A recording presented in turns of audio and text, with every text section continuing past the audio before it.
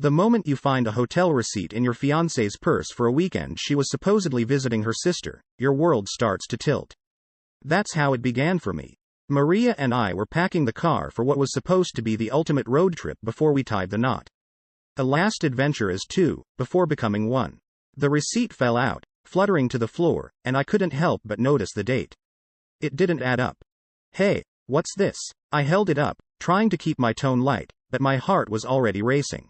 Maria glanced over, her smile faltering just a fraction before she recovered. Oh, that must be a booking mistake. You know how it is with those online reservations. I wanted to believe her. God, I did. So, I let it go. Or at least, I pretended to. The trip started off as everything we'd hoped for. Endless roads stretched out before us, each day promising new adventures. But then, one night, as Maria thought I was asleep, I overheard her whispering affectionately into her phone, a stark contrast to the conversations we'd been having. My stomach twisted into knots. It was the first real hint that the receipt was no mistake. I tried to shove the doubts to the back of my mind, focus on the landscapes rolling past us, the playlists we sang along to, the greasy diner breakfasts. But the unease wouldn't leave me. It all came crashing down when a mutual friend let slip something about Maria and someone else. I thought Jake knew, they said, their face turning pale as they realized the mistake. That night, I waited until Maria was sound asleep, her phone abandoned on the nightstand. I knew it was a violation of her privacy, but the suspicion was eating me alive. And there it was, all the evidence I needed in texts and photos. My heart didn't just break, it shattered. Confronting her was the hardest thing I've ever done. The motel room felt too small, the air too thick as I laid out the proof before her. Maria broke down, admitting to everything. The affair had been going on for months. The road trip, our premarital celebration, felt like a farce. I can't do this, I said, the words tasting like bile. We're going home. The drive back was torture. We barely spoke. Maria tried to apologize, to explain, but the betrayal was too deep. Once we got back, I moved out immediately. The wedding was off, and so was whatever future we thought we had. That road trip was meant to be the beginning of our forever. Instead, it was the end. The end of us, of trust, of the life I thought I knew. And as I drove away from our shared apartment for the last time, I couldn't help but feel that the real journey was only just beginning. A journey to find myself again, without Maria. The morning after calling off our wedding, the air between Maria and me was thick with unsaid words and regrets. She tried to fill it with pleas for forgiveness, her voice trembling with promises that it was all a mistake, that she could change. But some mistakes are too big, too deep. I couldn't just unsee the betrayal, couldn't unfeel the heartbreak. So, I stayed firm, my decision unwavering even as her voice broke. At breakfast, in a quiet diner off the highway, Maria slid her engagement ring across the table. It clinked against the formica, a sound far too final for my liking. Without picking it up, I left it there, a tip for the waitress maybe, or a cursed token for whoever found it next. I didn't look back to see what became of it, the symbolic end of our future together. Back in town, moving out of our shared apartment felt like tearing off a limb. Each object I packed was a memory, a moment in time when things were good, when our biggest worry was what to make for dinner, not shattered trust. The silence of my new, smaller apartment was a stark contrast to the life I had envisioned with Maria. But Maria wasn't ready to let go. My phone became a constant reminder of what I was trying to escape, buzzing with her attempts to reach out, texts, emails, voicemails, each one a plea for another chance. It was relentless, a torture in its own right. Blocking her was my only reprieve, a digital barrier to guard my slowly healing heart. Life had to move on, and so did I. I threw myself into a new job, a fresh start where no one knew my past or the scars I carried. It was liberating in a way, focusing on mundane tasks, learning new names, being part of something that wasn't tainted by betrayal. But Maria wasn't done. One day, my phone exploded with notifications from friends about a public apology she'd posted online. A long, heart-wrenching confession of her mistakes and how much she still loved me. It was dramatic, designed to pull at the heartstrings of anyone who read it. Anyone but me. I had no heartstrings left for her to pull. So, I did the only thing I could. I blocked her, erasing her from my digital world as I had tried to erase her from my heart. The universe, however, seemed to have other plans. One evening at the gym, amidst the clang of weights and the drone of treadmills, I spotted her. Maria. She looked smaller somehow, or maybe I had just built her up to be this giant in my mind. Our eyes met, and for a second, I saw the woman I had fallen in love with. Then reality crashed back, and I remembered the woman she had become. She started towards me, lips parting to speak, but I couldn't hear her. I didn't want to. Turning on my heel, I walked away, the sound of my heartbeat drowning out everything else. That encounter at the gym was a stark reminder that moving on wasn't just about physical distance or blocking numbers. It was about healing, about finding a way to live with the scars. And as I walked away from her, from us, I realized that maybe, just maybe, I was starting to do just that. The day started like any other at my new job. I was finally getting the hang of things, feeling a semblance of normalcy returning to my life. That is until Maria showed up, unannounced and unwelcome, her appearance slicing through the calm like a knife. She made a scene, loud and emotional, right in the middle of the office floor. My coworkers stared, a mix of curiosity and discomfort in their eyes as I tried to usher her out, my cheeks burning with embarrassment. Maria, you can't be here. Please, just leave, I begged, my voice low, desperate to avoid further spectacle. But she was relentless, her pleas for me to listen, to give her another chance, echoing off the walls. It took every ounce of self-control not to respond, to just walk away. Finally, she left, but the damage was done. The whispers started almost immediately, a mix of pity and intrigue that followed me for days. I considered legal action, even consulting a lawyer about getting a restraining order. But something held me back. Maybe it was the hope that Maria would eventually find her way without me, or perhaps it was the remnants of what we once had. Either way, I decided against it, a decision I'd come to question in the days that followed. Maria's desperation knew no bounds. She reached out to my friends and family, trying to rally a force to plead her case. It was manipulative, a play on the relationships I valued most. And then came the ultimate betrayal. I found out that one of my closest friends, someone I'd trusted implicitly, had been seeing Maria. The news felt like a physical blow, a punch to the gut that left me reeling. I confronted him, the anger and sense of betrayal boiling over. How could you? I demanded, the friendship disintegrating before my eyes. He had no real answers, just mumbled apologies and excuses that fell on deaf ears. That was the end of it. Another casualty in the wake of Maria's chaos. As if to twist the knife further, Maria and my now ex-friend flaunted their relationship publicly, a spectacle designed to provoke a reaction from me.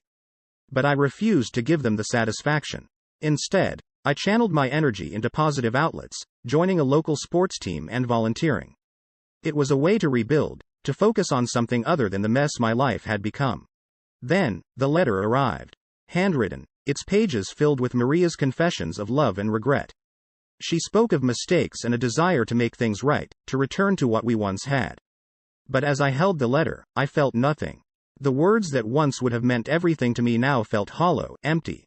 I didn't respond. Instead, I focused on moving forward, on the new paths I was carving out for myself.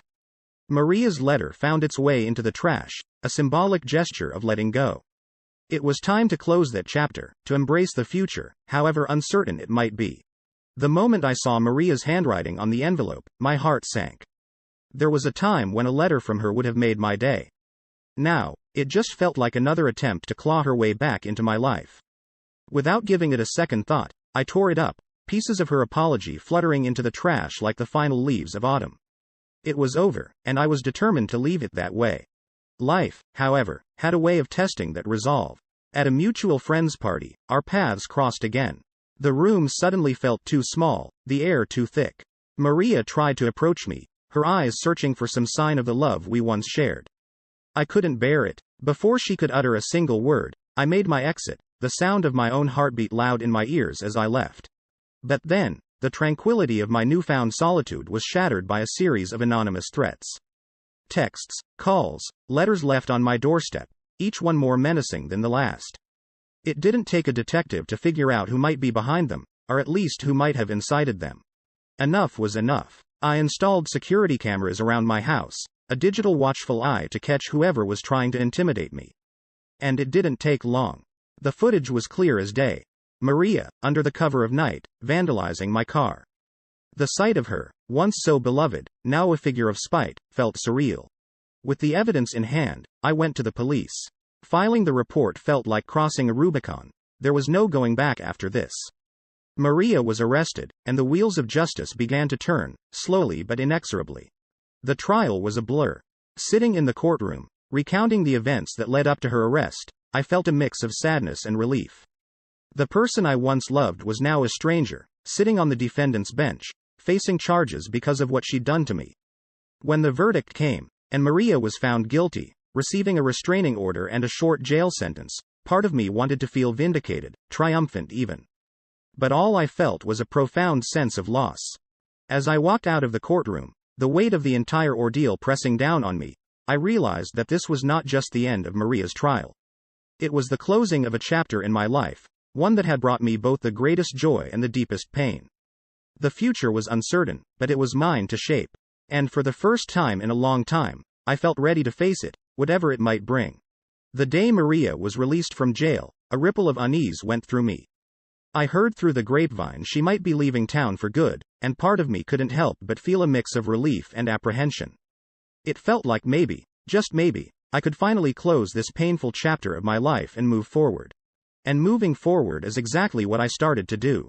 I met Liz, a woman whose kindness and understanding seemed to know no bounds. With her, I found a sense of peace and happiness I hadn't felt in a long time. She knew about my past, about Maria, and she accepted me, scars and all. But just as I was beginning to feel like I could breathe again, Maria reached out. She said she was leaving town and asked to meet one last time, to apologize in person. Against every instinct telling me to ignore her, I agreed. Maybe I needed the closure, or maybe I just needed to see for myself that I was truly over her. We met in a public park, a neutral ground bathed in the soft light of the setting sun. Maria looked different somehow, softer, regretful. She apologized, her words sincere, or at least they seemed to be. She talked about change, about understanding the pain she caused, and wishing nothing but the best for me. Listening to her, I realized I had already found my closure, not in her words, but in the life I had started to build without her. I accepted her apology, not for her sake, but for mine. It was time to let go of the anger, the betrayal, and the hurt. I hope you find what you're looking for, Maria, I told her, but it won't be with me. As she walked away, I felt a profound sense of relief wash over me. It was finally over. Maria was leaving, and I could put all of this behind me. With Liz by my side and a future filled with possibilities ahead, I felt ready to leave the past in the past. That day in the park wasn't just about saying goodbye to Maria. It was about saying goodbye to the person I was when I was with her.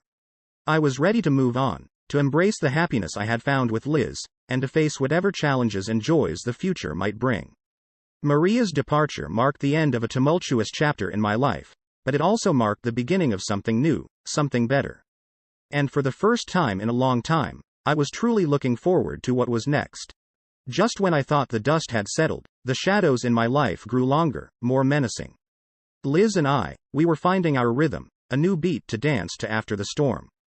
But that's when I noticed it, the feeling of eyes on us, a presence lingering just beyond the edge of vision on our dates. At first, I chalked it up to paranoia, the leftover scars from my past with Maria.